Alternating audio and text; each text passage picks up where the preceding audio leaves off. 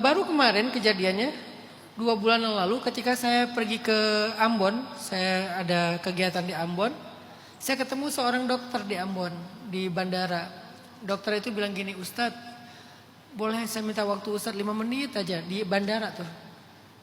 Biasanya saya kayak maaf ya saya lagi ini segala macam, tapi waktu itu karena dia kayak kekeh banget, semangat banget, ya udah 5 menit ya dokter, ya 5 menit. Dia bilang, Ustadz saya mau menyampaikan pesan dari Rasulullah untuk Ustadz. Kaget kan saya, astagfirullahaladzim. Dapat pesan dari Rasulullah, saya ada salah besar apa nih? Kan gitu kan, kaget. Bukan GR, wah wali banget saya. Saya memang wali murid. Saya nggak sekeren itulah, orang biasa. Cuman pas dia bilang saya dapat pesan dari Rasulullah untuk Ustadz, makanya saya pengen sampaikan. Akhirnya saya, ya udah Pak, silakan dokter. Tadinya saya udah nggak pengen lama-lama. Ada pesan apa dari Rasulullah untuk saya? Gimana cara dokter dapat pesan itu? Dia bilang gini, Ustadz bulan tahun 2022 Desember umroh nggak? Oh ya umroh saya. Ustadz tanggal 7 atau 8 ada di Madinah nggak? Oh bentar saya cek dulu foto-fotonya. Kan di foto itu ada tanggalnya kan? Saya cek foto lama untuk umroh. Oh ya nih tanggal 8 saya di Madinah. Nah, Ustadz kalau tahajud di Masjid Nabawi tempat favoritnya di mana? Saya bilang di belakang Raudhah. Karena kalau di Raudhah tuh nggak bisa lama-lama kan? Diusir. Paling cuma sholat sunnah beberapa rakaat udah pergi. Kalau pengen lama-lama semalaman di belakang Raudhah. Biar agak suasana Raudhah tapi di belakangnya. Nah, Ustadz punya gamis warna-warni nggak? Saya suka pakai gamis belang-belang. Saya nggak suka pakai gamis yang biasa. Biasanya belang-belang. Terus ada kapuconnya di belakang. Namanya gamis Maroko. Jadi itu style Maroko. Ustadz punya gamis Maroko nggak yang belang-belang? Itu gamis favorit saya. Warnanya hitam sama coklat, warna tanah lah. Warna-warna yang padam. Oke. Ustadz malam itu tanggal 8 Desember. Waktu Ustadz lagi sholat tahajud di belakang Raudhah. Itu saya di belakang Ustadz, kata dia.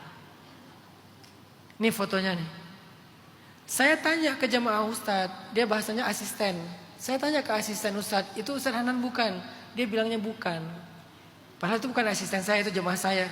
Kenapa bilang bukan? Mungkin dia pengen melindungi saya supaya gak terganggu dalam lagi ibadah gitu ya. Cuman salahnya dia mungkin keceplosan bohong gitu.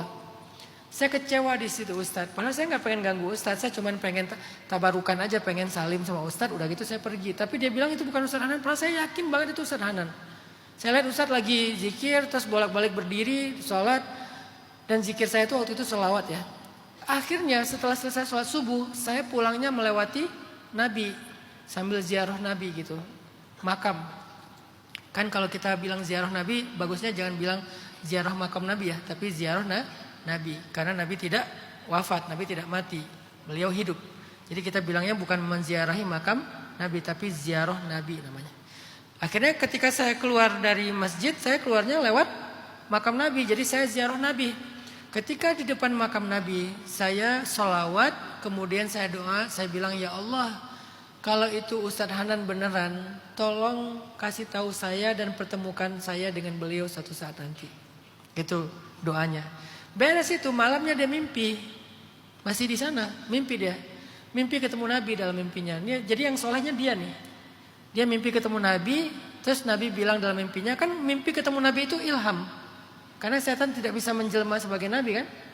Nabi bilang kepada dia, Fulan benar itu Hanan, kata Nabi. Bilang ke dia, salawatnya sudah saya terima. Sebentar lagi masalah dia akan Allah selesaikan. Kamu akan ketemu dengan dia suatu saat nanti. Udah. Ada satu pesan lagi yang saya gak bisa share ke publik. Oke. Setelah itu dia sangat senang karena benar saya yang dia mimpikan. Tinggal satu lagi, dia akan ketemu dengan saya. Entah kapan itu. Ternyata ketemunya setahun kemudian, baru kemarin saya ketemu dengan dia di bandara dan dia sampaikan amanah itu. Baru saya tahu ternyata bulan Desember saya umroh, bulan Mei, Juni masalah saya selesai dan Allah kasih banyak kejutan.